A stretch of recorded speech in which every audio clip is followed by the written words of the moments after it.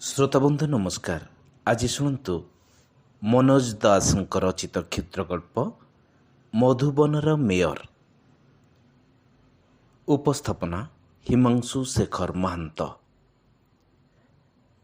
आकाश एडे नील, नक्षत्र माने एडे भास्वर, अथच एडे अंतरंग। डंगारे बसी रही एक कथा अनुभव करी दिव्यसिंह बाबू चमत्कृत हेले। डंगा भासी चली सुलुसुलु पवन रे दिव्यसिंह बाबूंको मन शांत ही आसला। मुंड भितरु छाती भितरु पुड़ा पुड़ा जंत्रणा, उत्कंठा और क्षोभ जेमती तुड़ा भली उड़ी चली जाउथिले। मने होउतला अंधकार भितर सेगुड़िक मिसी जाउथिले, से जेमती से सबको देखि पारुथान्ते। समय केते हेलाणी? से अभ्यासवशत कचटी को अनेइले। से भूली जाइथिले जे घंटाटी मध्य से खोलिकरी ट्राउजर्स पॉकेट रे पुरई देइथिले। भोर हेबाकु निश्चय बेसी विलंब नाही। मधुबन नगर लोके कौन भाबुथिबे, कौन कल्पना करुथिबे? दिव्यसिंह बाबू हसी पकेइले। बहु क्रंदन परे से हस बड़ मधुर, बड़ एकांत।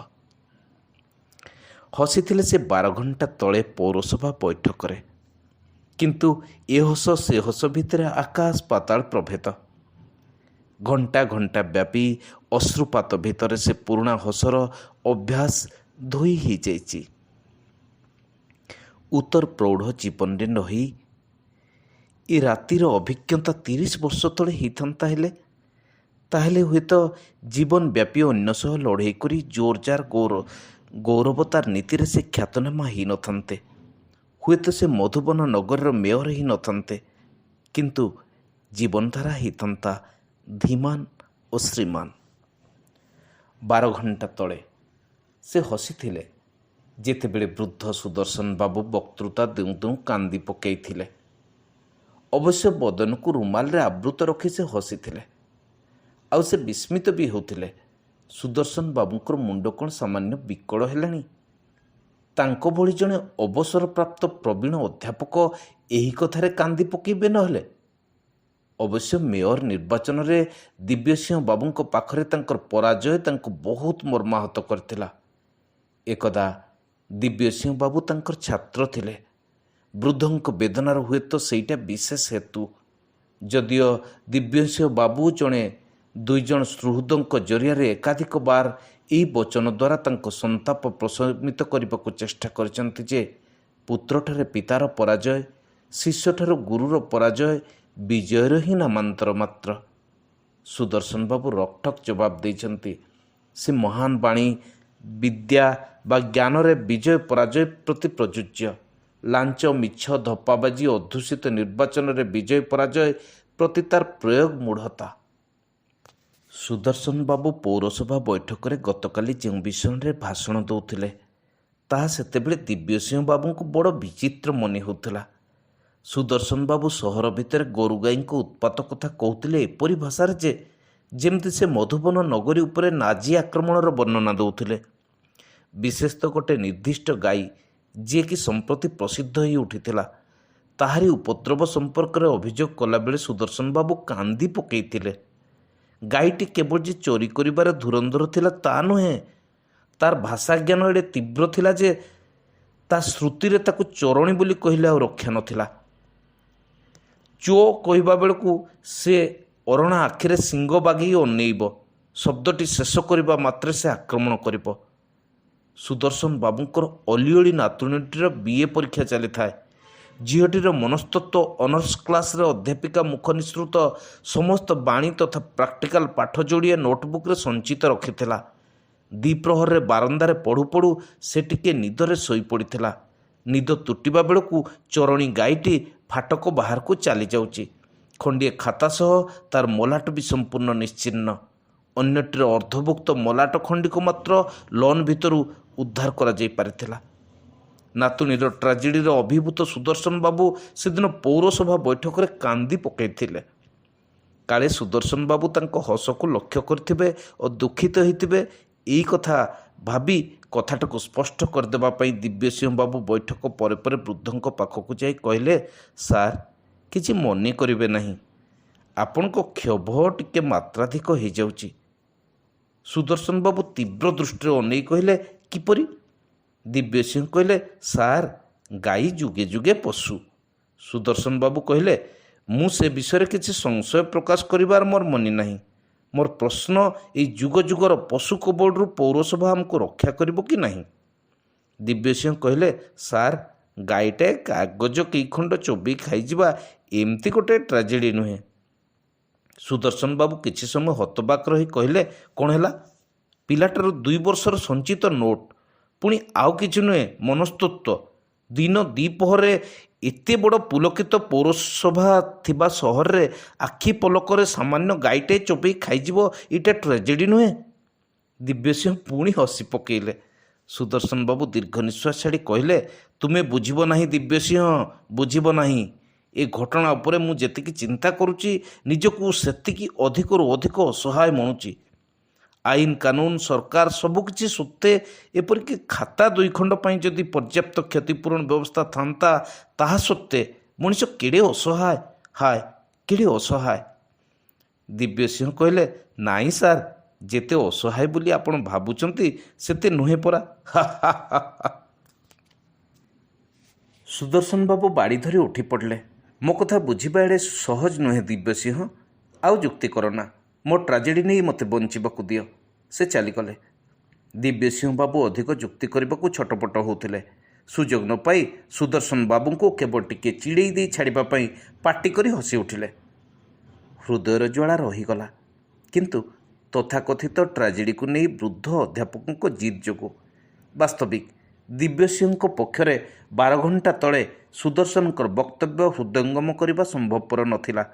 ବୁଦ୍ଧି କୌଶଳ ପ୍ରୟୋଗ କରି କାର୍ଯ୍ୟ କାରଣ ମାର୍ଗରେ ଜୀବନ ଯାପକ ସେ ସାଫଲ୍ୟ ଅର୍ଜନ କରି ଆସିଛନ୍ତି। ହିସାବରେ ଭୁଲ ହେଇନାହିଁ ତାହା ନୁହେଁ, ତେବେ ଯାତ୍ରା ପଥରେ ପରାଜୟକୁ ଗୋଟିଏ ବିପୁଳତର ଜୟ ଦ୍ୱାରା ସେ ସୁଧାରି ଦେଇପାରିଛନ୍ତି। ଅସହାୟ ନା, ନିଜକୁ କେବେ ହେଲେ ସେ ଅସହାୟ ମଣି ନଥିଲେ। ମନୋବଳ, ଧନବଳ ଓ ଜନବଳ ସମ୍ଭୂତ ସହାୟତାରେ ସେ କେବେ ଅଭାବ ଅନୁଭବ କରିନାହାନ୍ତି। ଭୋର ହେଇ ଆସୁଛି। ସୂର୍ଯ୍ୟାସ୍ତ ଓ ସୂର୍ଯ୍ୟୋଦୟ କାଳୀନ ଏମିତି ଶୀତଳ ମୁହୂର୍ତ୍ତ ଗୁଡ଼ିକ କେଡ଼େ ମଧୁର ସତେ। ଦିବ୍ୟସିଂହ ଡଙ୍ଗା ଉପରେ ସଳଖି ବସିଲେ ଓ ଗଭୀରତର ଭାବରେ ନିଶ୍ୱାସ ନେଲେ। କାଲି ଗଧୂଳି ବେଳେ ଏମିତି ଗଭୀର ନିଶ୍ୱାସ ନେବାର ଲୋଭରେ ସେ ନଈକୂଳକୁ ଚାଲି ଆସିଥିଲେ। ପୌରସଭା ବୈଠକ ପରଠାରୁ ସେ ଛାତି ଭିତରେ ବଡ଼ ଯନ୍ତ୍ରଣା ଅନୁଭବ କରୁଥିଲେ, ଏକ ଜାତୀୟ ଦହନର ଯନ୍ତ୍ରଣା। ନିର୍ଜନ ନଈକୂଳ। କାରରୁ ଓହ୍ଲେଇ ପଡ଼ି ସେ ପାଣି ପାଖକୁ ଆସିଥିଲେ। କାହିଁକି କେଜାଣି ନଈର ସ୍ୱଚ୍ଛତା ଭିତରେ ପଶିଯିବା ପାଇଁ, ତାର ମନ୍ଥର ସ୍ରୋତର ମୃଦୁ ମୃଦୁ ଠେଲା ଅନୁଭବ କରିବା ପାଇଁ। ହଠାତ୍ ତାଙ୍କର ବହୁ ବର୍ଷର ବାଥରୁମ୍ ଅଭ୍ୟସ୍ତ ଦେହ ଅସ୍ଥିର ହୋଇ ଉଠିଥିଲା। ସହରର ନଦୀକୂଳ ଭ୍ରମଣ ବିଳାସୀଙ୍କ ପାଇଁ ଅନ୍ୟ ସ୍ଥାନମାନ ରହିଛି।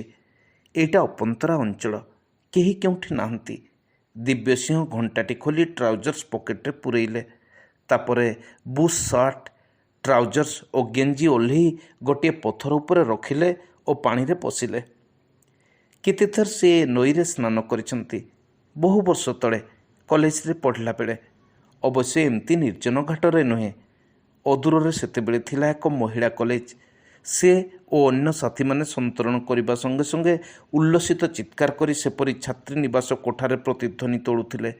ତେବେ ଶେଷ ପର୍ଯ୍ୟନ୍ତ ସେ ପ୍ରତିଧ୍ୱନି କେବଳ କାନ୍ଥରୁ ହିଁ ଫେରୁଥିଲା, କାନ୍ଥ ସେପାରିର କୌଣସି ହୃଦୟରୁ ନୁହେଁ। ଆଜି ସେ କଥା ମନେ ପକାଇ ଦିବ୍ୟସିଂହ ହସିଲେ। ଅନ୍ୟର ଦୃଷ୍ଟି ଆକର୍ଷଣ କରିବାର ଅଭିଳାଷ ତାଙ୍କର ବହୁ ଦିନରୁ ଚରିତାର୍ଥ ହେଇଛି। ବହୁ ବର୍ଷ ତଳେ ପ୍ରଥମେ ଯେତେବେଳେ ସେ ସଭା ସମିତିରେ କହିବାକୁ ଆରମ୍ଭ କଲେ, ସେତେବେଳେ ଦିନେ ତାଙ୍କ ପରଲୋକଗତ ବୋଉ ତାଙ୍କୁ ଆଉଁସି ପକାଇ କହିଥିଲେ, ତୁ ଆଉ ସଭାରେ କହିବୁ ନାହିଁ। କାହିଁକି? ବିସ୍ମିତ ହୋଇ ଉଦୀୟମାନ ବକ୍ତା ପଚାରିଥିଲେ। ବୋଉ କହିଥିଲେ, ବହୁତ ଲୋକଙ୍କ ଆଖି ତୋ ଉପରେ ପଡ଼ିବ, ତୁ ଝଡ଼ିଯିବୁ। ଝଡ଼ିବା ପରିବର୍ତ୍ତେ ଗତ 25 ବର୍ଷ ଧରି ସେ କ୍ରମାଗତ ମୋଟା ହେଇଛନ୍ତି। ଏପରିକି ଗତ ପୌରସଭା ନିର୍ବାଚନ ବେଳେ ତାଙ୍କ ୱାର୍ଡରେ ତାଙ୍କ ବିରୋଧୀମାନେ ତାଙ୍କୁ ଦିବ୍ୟ ସିଂହ ପରିବର୍ତ୍ତେ ଦିବ୍ୟ ହସ୍ତି ବୋଲି ଅଭିହିତ କରୁଥିଲେ। ସେ ହଠାତ୍ ଚମକି ପଡ଼ିଲେ। ଅଣ୍ଡରୱେୟାର ଭିତରେ ଗୋଟିଏ କ'ଣ ପଶିଯାଇଛି ଯେମିତି। ସେ ପାଣି ଭିତରେ ତରତରରେ ଅଣ୍ଡରୱେୟାରଟି ବାହାର କରି ପକେଇଲେ ଏବଂ ପରମୁହୂର୍ତ୍ତରେ ସେଇଟି ହାତରୁ ଖସି ସୁଅରେ ଭାସିଯିବାକୁ ଲାଗିଲା। ଖୁବ୍ ତତ୍ପର ହୋଇ ଉଠିଥିଲେ ସେ, ହୁଏତ ତାକୁ ଅଟକେଇ ପାରିଥାନ୍ତେ, କିନ୍ତୁ ସେତେବେଳକୁ ଅନ୍ଧାର ହୋଇଗଲାଣି। ଦିବ୍ୟସିଂହ ହସିଲେ। କୂଳକୁ ଚଟାପଟ ଉଠିଯାଇ ଟ୍ରାଉଜର୍ସ ଭିତରକୁ ଗଳି ହୋଇ ପଡ଼ିବାରେ କିଛି ଅସୁବିଧା ହେବ ନାହିଁ। ସେ କେତେ ସମୟ ପାଣିରେ ରହିଲେଣି, ଏଥର ଉଠିଯିବା ଦରକାର। ସେ କୂଳ ଆଡ଼କୁ ମୁହେଁଇଲେ। କୂଳରେ ଧଳା ହେଇ ଗୋଟିଏ ଦହଲୁଥିବା ଜୀବ ତାଙ୍କ ଦୃଷ୍ଟିଗୋଚର ହେଲା। ଚିହ୍ନିବାକୁ ବିଳମ୍ବ ହେଲା ନାହିଁ। ଗୋରୁଟିଏ। ଛନକା ପଶିଗଲା। ଅଧ୍ୟାପକଙ୍କୁ କନ୍ଦେଇଥିବା ସେ ଚରଣୀ ଗାଈ ନୁହେଁ ତ? ସେ ତରତରରେ ପଥରଟି ଆଡ଼କୁ ଉଠିଗଲେ। ବୁଶ୍ ସାର୍ଟ ଓ ଗେଞ୍ଜି ଶେଷ କରି ଚରଣୀ ଏକାଗ୍ର ଭାବରେ ଟ୍ରାଉଜର୍ସକୁ ଚୋବେଇ ଚାଲିଥିଲା। ଦିବ୍ୟସିଂହ ଦୂର ହୋ ବୋଲି ପାଟି କରି ଗାଈ ଆଡ଼କୁ ପାଣି ଛିଟକାଇଲେ। ଗାଈଟି କୂଳ ଉପରକୁ ଉଠିଗଲା, କିନ୍ତୁ ଅର୍ଦ୍ଧଭୁକ୍ତ ଟ୍ରାଉଜର୍ସ ସମେତ। ଦିବ୍ୟସିଂହ ଚାରିଆଡ଼କୁ ଅନେଇଲେ। କେହି ନାହିଁ। ଉଲଗ୍ନ ମେୟର ଚରଣୀ ଗାଈ ସହିତ ମୁକାବିଲା କରିବାକୁ ଦୌଡ଼ିଲେ। ଗାଈ ତଡ଼ିତ୍ ବେଗରେ ଅପସରି ଗଲା। ପରମୁହୂର୍ତ୍ତରେ ଅଦୂରର ମୋଡ଼ରୁ ହଠାତ୍ ମାଡ଼ି ଆସିଲା ଗୋଟିଏ ଜିପ୍। ପଲକ ପାଇଁ ଝଲସିଗଲା ତାଙ୍କର ସିକ୍ତ ବିପୁଳ ତନୁ। ସେ ତତ୍କ୍ଷଣାତ୍ ତଳେ ବସିପଡ଼ି ବେଙ୍ଗ ଭଳି ଡେଇଁ ଡେଇଁ ଯାଇ ପାଣିରେ ପଡ଼ିଲେ। ଜିପ୍ଟି ତୁରନ୍ତ ବ୍ରେକ୍ କଷି ରହିଗଲା। 3 ଜଣ ଲୋକ ବାହାରି ଆସିଲେ। ପାଣି ଭିତରୁ ଦିବ୍ୟସିଂହ ଶୁଣିପାରିଲେ ନାହିଁ ସେଇ ହତଚକିତମାନଙ୍କ କଥାବାର୍ତ୍ତାର କିୟଦଂଶ। ଏମାନଙ୍କୁ ଚିହ୍ନିବାକୁ ବି ବିଳମ୍ବ ହେଲା ନାହିଁ। ସେମାନେ ତାଙ୍କ କର୍ପୋରେସନର ଏକ୍ଜିକ୍ୟୁଟିଭ୍ ଇଞ୍ଜିନିୟର ଓ 2 ଜଣ ସହକାରୀ। ନଈ ଭିତରକୁ ଡେଇଁଲା କ'ଣ? ଭଗବାନ ଜାଣନ୍ତି। ଗୋରିଲା ଭଳି ମନେ ହେଲା।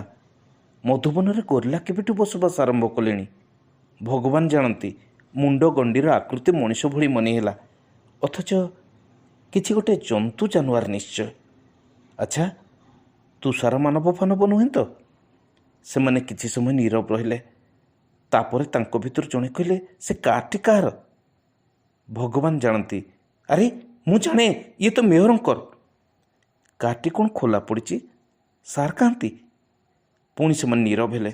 ଜଣେ ପାଟି କରି ଡାକିଲେ, ସାର୍ ସାର୍। ଆହୁରି କିଛି ସମୟ ନୀରବ ରହି ସେମାନେ ପରସ୍ପରକୁ ଅନେଇଲେ। ତାପରେ ଜଣେ ଗମ୍ଭୀର ହୋଇ କହିଲେ, ସାର୍ ତ ଏମିତି ଗାଡ଼ି ଖୋଲା ପକାଇ ଦେଇ କୁଆଡ଼େ ଯିବା ଲୋକ ନୁହନ୍ତି। କଥା କ'ଣ? ମୋତେ କାହିଁକି ସବୁ କଥା ବଡ଼ ଅସ୍ୱାଭାବିକ ଲାଗୁଛି। ଚାଲିଲ ସାର୍ଙ୍କ ବସାକୁ। ସେମାନେ ଜିପ୍ ଚଢ଼ି ଚାଲିଗଲେ। ଭୟଙ୍କର ଲଜ୍ଜାରେ ଥରୁଥିଲେ ଦିବ୍ୟସିଂହ। ବର୍ତ୍ତମାନ ସେ କ'ଣ କରିବେ? କାର୍ ଛୁଟେଇ ଘରକୁ ପଳାଇବେ? କିନ୍ତୁ ସେଠାରେ ବର୍ତ୍ତମାନ ଇଞ୍ଜିନିୟରମାନେ ତାଙ୍କ ସମ୍ପର୍କରେ ଅନୁସନ୍ଧାନ କରୁଥିବେ। ବିସ୍ମିତ ପରିବାର ପଟ୍ଟିକ ପାଖରେ ରୁଣ୍ଡ ହୋଇଥିବେ। ସେ କାର୍ ପାର୍କ କରିବା ମାତ୍ରେ ଆଗେ ଦରୁଆନ ଆସି ସସମ୍ଭ୍ରମେ କାର୍ ଦ୍ୱାର ଖୋଲି ଧରିବ। କେଉଁ ମୁହଁରେ ସେ କାର୍ରୁ ବାହାରିବେ? 15 ମିନିଟ୍ ବିତିଗଲା। ସ୍ରୋତରେ ଠେଲି ହେଇ ଧୀରେ ଧୀରେ ସେ ଆଗକୁ ଆଗକୁ ଚାଲି ଯାଉଥିଲେ। ସେଇଟା ଅପେକ୍ଷାକୃତ ନିରାପଦ। ଆହା, କେହି ଜଣେ ଅନ୍ତରଙ୍ଗ ବନ୍ଧୁ ଏତିକିବେଳେ ନଈକୂଳକୁ ହେଲେ ବୁଲି ଆସନ୍ତା। ଦିବ୍ୟସିଂହ ତାକୁ ଚୁପି ଚୁପି ସବୁ କହିଦିଅନ୍ତେ। ସେ ଦୌଡ଼ି ଯାଇ ପୋଷାକଟାଏ ନେଇ ଆସନ୍ତା, କିମ୍ବା କୌଣସି ଅଭାବନୀୟ ଘଟଣା ଫଳରେ ନଈରେ ହେଲେ ଭାସି ଆସନ୍ତା ଖଣ୍ଡିଏ ଧୋତି। ଉପାୟ ନାହିଁ। ଏଥର ଏକ୍ଜିକ୍ୟୁଟିଭ୍ ଇଞ୍ଜିନିୟର ଲେଉଟି ଆସିଲେ। ପାଣି ଭିତରେ ଥାଇ ସବୁ କଥା କହିଦେବାକୁ ହେବ। ତାପରେ ଇଞ୍ଜିନିୟର ଯାଇ ଲୁଗାପଟା ନେଇ ଆସିଲେ ସେ ପାଣିରୁ ବାହାରିବେ। ଦୂରରୁ ଆଲୁଅ ଦେଖାଗଲା। ତାଙ୍କରି କାର୍ ପାଖରେ ଆସି ଅଟକିଲା ଏକାଧିକ ଗାଡ଼ି। ପ୍ରଥମେ ଇଞ୍ଜିନିୟରଙ୍କ ଗାଡ଼ି। ପଛ ଗାଡ଼ିରୁ ଓହ୍ଲେଇଲେ ତାଙ୍କ ସାନ ଭାଇ ଓ ସାନ ଭାଇଙ୍କ ୟୁରୋପୀୟ ବୋହୂ। ଏ କ'ଣ? ତହିଁ ପଛ ଗାଡ଼ିରେ ପୋଲିସ କେତେଜଣ। ତହିଁ ପରେ ପରେ ସହରର ପ୍ରାଚୀନତମ ଗାଡ଼ି। ଏବଂ ହାୟ, ତହିଁରୁ ଓହ୍ଲେଇଲେ ବାଡ଼ି ହସ୍ତେ ବୃଦ୍ଧ ଅଧ୍ୟାପକ ସୁଦର୍ଶନ ରାୟ। ଦିବ୍ୟସିଂହଙ୍କ ଛାତି ଭିତରୁ ହଠାତ୍ ଉଠି ଆସିଲା ଏକ ପ୍ରବଳ କହ। ସାନ ଭାଇର ବିଦେଶିନୀ ବୋହୂ ଆଗରେ ନିଜର ଦୟନୀୟ ଅବସ୍ଥା ଜାହିର କରିବା ଭଳି ସତ୍ସାହସ ସେ ଯଦି ବି ଆୟତ୍ତ କରିପାରନ୍ତେ, ଅଧ୍ୟାପକ ସୁଦର୍ଶନଙ୍କ ଆଗରେ ନୁହେଁ। ମାତ୍ର 3 ଘଣ୍ଟା ପୂର୍ବରୁ ଚରଣୀ ଗାଈ ପ୍ରସଙ୍ଗରେ ବୃଦ୍ଧ କାନ୍ଦିବା ବେଳେ ସେ ହସିଥିଲେ। ଦିବ୍ୟସିଂହ ଆହୁରି ଦୂରକୁ ଆଗେଇ ଗଲେ। ନଈ ଭିତରକୁ ଟର୍ଚ୍ଚ ପକାଯାଉଛି। ଆସିଷ୍ଟାଣ୍ଟ ଇଞ୍ଜିନିୟର ସାର୍ ସାର୍ ବୋଲି ରଡ଼ି କରି ତାଙ୍କୁ ଆବିଷ୍କାର କରିବାକୁ ଚେଷ୍ଟା କରୁଛନ୍ତି। ଗୋଟାଏ ଅତିକାୟ ପୋଲିସ ଭ୍ୟାନ୍ ଆସି ପହଞ୍ଚିଲା ଏଥର। ଦିବ୍ୟସିଂହ ବାବୁଙ୍କ କହ ପ୍ରବଳତର ହେଉଥିଲା। ମଣିଷ ଏଡ଼େ ଭୟଙ୍କର ଅସହାୟ ଅବସ୍ଥାରେ ପଡ଼ିପାରେ? କେଉଁ ଅଦୃଶ୍ୟ ଶକ୍ତିପୁଞ୍ଜର ଚକ୍ରାନ୍ତର ଶିକାର ହେବାକୁ ପଡ଼ିଲା ତାଙ୍କୁ? କାହିଁକି? କାହିଁକି? ଅଦମ୍ୟ ଅଭିମାନ ଓ କହର ପ୍ରକୋପରେ ସେ ଯେତେ ପାରିଲେ ଆଗକୁ ବଢ଼ି ଚାଲିଲେ। କେତେବେଳେ ଚାଲି ଚାଲି, କେତେବେଳେ ସନ୍ତରଣ କରି। ଡଙ୍ଗାଟିଏ ବନ୍ଧା ହେଇଛି। ଦିବ୍ୟସିଂହ ଶକ୍ତି ଠୁଳ କରି ତାକୁ ବନ୍ଧନ ମୁକ୍ତ କରି ତହିଁ ଉପରକୁ ଉଠି ପଡ଼ିଲେ। ସୁଅରେ ଡଙ୍ଗା ଭାସି ଚାଲିଲା। ଯେତେବେଳେ ଗାଡ଼ି ସବୁ ଜମା ହୋଇଥିବା ସ୍ଥାନରୁ ସେ ଯଥେଷ୍ଟ ଦୂରକୁ ଚାଲିଗଲେ, ସେତେବେଳେ ସେ ନିଜ ଛାତି ଓ କଣ୍ଠରୁ ସମସ୍ତ ଅର୍ଗଳ କାଢ଼ି ନେଲେ ଓ ଉଚ୍ଚ କଣ୍ଠରେ କାନ୍ଦିଲେ। କାହିଁ କେତେ ବର୍ଷ ତଳେ ଯାଇ ସେ ଲଙ୍ଗଳା ହେଇ କାନ୍ଦୁଥିଲେ ବୋଉ କୋଳରେ ଅଥବା ବାପାଙ୍କ ଛାତିରେ ପଡ଼ି। ତାପରେ କେତେ କାଳ ସେ କାନ୍ଦି ନାହାନ୍ତି ସତେ? କାହା ଆଗରେ କାନ୍ଦିଥାନ୍ତେ? ବଡ଼ ହେବା ପରେ ସମସ୍ତେ ତାଙ୍କୁ ଅନୁଷ୍ଠାନ ଭାବରେ ଦେଖିଛନ୍ତି। ବାପା, ମା, ସ୍ତ୍ରୀ, ଭାଇ, ଭଉଣୀ ସମସ୍ତେ। ମୁହୂର୍ତ୍ତକର ଓଲଟ ପାଲଟ ପରେ ସେ ହୃଦୟଙ୍ଗମ କଲେ ସେ କେଡ଼େ ନିଃସଙ୍ଗ। ଡଙ୍ଗା ଭାସି ଚାଲିଥିଲା। ଅଣ ଓସାରିଆ ନଈରେ କେତେବେଳେ କୂଳରେ ଆସି ବାଡ଼େଇ ହେଉଥିଲା ଓ ପୁଣି ଖସି ଚାଲି ଯାଉଥିଲା। ଦୁଇ ତଟରେ ଶୂନ୍ୟ ବିଲବାଡ଼ି, ଉପରେ ଆକାଶ, ସେଇ ସୁଦୂର ସ୍ମୃତିର ବୋଉର କୋଳ ଭଳି ଏଇ ନଈ, ଆଉ ବାପାଙ୍କର ଛାତି ଭଳି ଉଦାର ଏଇ ନିଶିମ ଆକାଶ। ଆଜି ଯଦି ସେ ନ କାନ୍ଦିବେ ଆଉ କେବେ କାନ୍ଦିବେ? ବହୁ ସମୟ ପରେ କେତେବେଳେ ଟିକେ ତନ୍ଦ୍ରା ଆସିଯାଇଥିଲା। ସ୍ୱପ୍ନ ଦେଖିଥିଲେ ଛୋଟ ପକ୍ଷୀଟିଏ ଡେଣା ପିଟି ପିଟି ମାଳ ମାଳ ମେଘ ଆଡ଼େଇ ଆଡ଼େଇ ଆଗକୁ ଉଡ଼ି ଚାଲିଛି। ଶେଷ ପ୍ରହରରେ ତନ୍ଦ୍ରା ତୁଟି ଯାଇଥିଲା। ଡଙ୍ଗାଟି ଗୋଟେ ଥାନରେ ଅଟକି ରହିଥିଲା। ସେ ତଳକୁ ଓହ୍ଲେଇ ତାକୁ ଠେଲି ଦେଇ ପୁଣି ସେଥିରେ ଉଠି ବସିଲେ। ସେତିକିବେଳେ ଧୀରେ ଧୀରେ ମନ ହାଲୁକା ହେବାକୁ ଆରମ୍ଭ କରିଥିଲା। ଡଙ୍ଗା ଯାଇ ପୁଣି ଅଟକିଲା ଆଉ ଏକ ଥାନରେ। ଭୋର ହେଲାଣି। କୂଳରେ ଗୋଟିଏ ବୁଦା ମୂଳରେ ଛିଡ଼ା ହେଇଛି ଟିକି ଝିଅଟିଏ। ଦେହକୁ ଯଥାସମ୍ଭବ ସତର୍କତା ସହକାରେ ଡଙ୍ଗା ଭିତରେ ଲୁଚେଇ ରଖି ମୁଣ୍ଡ ତଳି ଦିବ୍ୟସିଂହ ଝିଅକୁ କହିଲେ, ଝିଅ, ମୋର ଲୁଗା ନାହିଁ, ମୋତେ ପିନ୍ଧିବାକୁ କିଛି ଗୋଟିଏ ଦେଇପାରିବୁ? ଝିଅଟିର ମୁହଁରେ କୌତୂହଳ ଓ ଦୟା ଉକୁଟି ଉଠିଲା। ନଉନୁ, ସେ କହିଲା ଓ ଚଟାପଟ ତା ଟିକି ଦେହରୁ ମଇଳା ଫ୍ରକ୍ଟି ବାହାର କରିନେଇ ଡଙ୍ଗା ଭିତରକୁ ଫିଙ୍ଗିଦେଲା। ନେ, ଧର। ଦିବ୍ୟସିଂହ ଫ୍ରକ୍ଟିରେ ଚୁମା ଦେଲେ। ମନେ ହେଲା ସତରେ ସେ ପିନ୍ଧିପାରନ୍ତେ କି? ତାପରେ ସେ କହିଲେ, ଏଇଟା ତ ହବ ନାହିଁ ଝିଅ, ମୁଁ ବଡ଼ ମଣିଷ। ଓ, ତୁ ବଡ଼ ମଣିଷ? ବାପା ଭଳି? ରହ। ଝିଅଟି ଦୌଡ଼ି ଚାଲିଗଲା। 2 ମିନିଟ୍ ପରେ ସେ ପୁନର୍ବାର ଆବିର୍ଭୂତ ହେଲା ଖଣ୍ଡିଏ ଗାମୁଛା ଧରି। ହେଇଟି ବଡ଼ ମଣିଷ, ନେ, ଧର। ଗଭୀର ପରିତୃପ୍ତି ସହ ଦିବ୍ୟସିଂହ ଗାମୁଛାଟି ପିନ୍ଧି ଡଙ୍ଗାରୁ ଓହ୍ଲେଇ ବୁଦା ଡାଳଟିମାନ ଟାଣି ଧରି କୂଳକୁ ଉଠିଲେ। ଝିଅକୁ ଅନୁସରଣ କରି ସେଠାରେ ପହଞ୍ଚିଥିଲା ତାର ବିସ୍ମିତ ବାପା। ଦିବ୍ୟସିଂହ ନିଃସଙ୍କୋଚରେ ନିଜ ପରିଚୟ ଦେଲେ ଓ ସେମାନଙ୍କ କୁଟୀରକୁ ଗଲେ। ବିଡ଼ି ଟାଣୁ ଟାଣୁ ଯାହା ଯାହା ଘଟିଥିଲା ସବୁ କହିଲେ। ଅଭିଭୂତ ଧୀବର ଗାଈ ଲୁଗାପଟା ଚୋବେଇ ଦେବା ପର୍ଯ୍ୟନ୍ତ ବୁଝିଲା ଓ ସହାନୁଭୂତିରେ ଚୁ ଚୁ କଲା। ସେହି ରାସ୍ତାରେ ସହରକୁ ଯାତ୍ରୀବାହୀ ବସ୍ ଯାଏ। ଘଣ୍ଟାଏ ପରେ ଧୀବର ପ୍ରଦତ୍ତ ଅପେକ୍ଷାକୃତ ସୋଫା ଧୋତିଟିଏ ପିନ୍ଧି ଓ ଗାମୁଛାଟି ଦେହରେ ପକାଇ ଦିବ୍ୟସିଂହ ସହରରେ ପହଞ୍ଚିଲେ। ସହର ବ୍ୟାପୀ ଇତସ୍ତତ କ୍ଷୁଦ୍ର କ୍ଷୁଦ୍ର ଜନତା ପ୍ରଭାତର ମଧୁବନ ସମାଚାରରେ ପଢ଼ୁଥିଲେ ମେୟରଙ୍କ ରହସ୍ୟଜନକ ଅନ୍ତର୍ଦ୍ଧାନ। ପ୍ରଥମ ପୃଷ୍ଠାବ୍ୟାପୀ ପରିବେଶିତ ହେଇଥିଲା ନାନାଦି ସମ୍ଭାବନାର ସମ୍ବାଦ। ହରଣଚାଳ, ହତ୍ୟା, ଆତ୍ମହତ୍ୟା, ନାନାଦି ଷଡ଼ଯନ୍ତ୍ର ସମ୍ପର୍କୀୟ କଳ୍ପନା ଜଳ୍ପନା। ଏକ ଦିଗରେ ଗୋଟିଏ ବିଚିତ୍ର ଜୀବର ନଈରେ ଲମ୍ଫ ପ୍ରଦାନ ଓ ଅନ୍ୟ ଦିଗରେ ମେୟରଙ୍କ ଟ୍ରାଉଜର, ବେଲ୍ଟ ଓ ଚର୍ବିତ କିୟଦଂଶର ଉଦ୍ଧାର। ଏ ଦୁଇ ଘଟଣା ଅବସ୍ଥାକୁ ଜଟିଳ କରି ତୋଳିଥିଲା। ବିଶେଷ ସମ୍ବାଦଦାତାଙ୍କ ଆଗରେ ଅବସରପ୍ରାପ୍ତ ଅଧ୍ୟାପକ କାଉନସିଲର ସୁଦର୍ଶନ ରାୟ ଏକ ବିବୃତ୍ତି ଦେଇ କହିଥିଲେ ଯେ ତାଙ୍କର ବିଶ୍ୱାସ, ଗତକାଲି ପୌରସଭାର ଆଲୋଚନାରେ ଉତ୍ତ୍ୟକ୍ତ ହୋଇ ମେୟର କୁଖ୍ୟାତ ଚରଣୀ ଗାଈକୁ ଚ୍ୟାଲେଞ୍ଜ କରିଥିଲେ ଓ ଗାଈ ମେୟରଙ୍କୁ ସମ୍ପୂର୍ଣ୍ଣ ଚୋବେଇ ଖାଇ ଦେଇଛି। ଅତଃପର ବୃଦ୍ଧ ଅଧ୍ୟାପକ କାନ୍ଦି କାନ୍ଦି ଗାଈଟିକୁ ତୁରନ୍ତ ଗିରଫ କରିବା ପାଇଁ ଦାବି କରିଥିଲେ। ଗାଈଟିକୁ ତତ୍ପରତାର ସହ ପୋଲିସ ଓ କର୍ପୋରେସନ କର୍ମଚାରୀମାନେ ଖୋଜୁଛନ୍ତି ବୋଲି ସମ୍ବାଦଦାତା ଜଣାଇଥିଲେ। ଦିବ୍ୟସିଂହ କିନ୍ତୁ ନିଜ ଭିତରେ ଅନୁଭବ କରିଥିଲେ ଏକ ଆଶ୍ଚର୍ଯ୍ୟ ପରିବର୍ତ୍ତନ। କାହାରି ପାଖରେ କୌଣସି କୈଫିୟତ ଦେବାର ଉତ୍କଣ୍ଠା ତାଙ୍କର ନଥିଲା। କେବଳ ଥରେ ଅଧ୍ୟାପକ ସୁଦର୍ଶନ ରାୟଙ୍କ ପାଖକୁ ଯାଇ ଏତକ କହି ପକାଇବା ପାଇଁ ସେ ତାଗଦା ଅନୁଭବ କରୁଥିଲେ। ସାର୍, ଅସହାୟତା କ'ଣ ମୁଁ ହୃଦୟଙ୍ଗମ କରିଛି? ମୁଁ ବର୍ତ୍ତମାନ ପ୍ରାପ୍ତବୟସ୍କ। ଶେଷ ହେଲା କ୍ଷୁଦ୍ରଗଳ୍ପ ମଧୁବନର ମେୟର। ରଚନା ମନୋଜ ଦାସ। ଉପସ୍ଥାପନାରେ ମୁଁ ହିମାଂଶୁ ଶେଖର ମହାନ୍ତ। ନମସ୍କାର।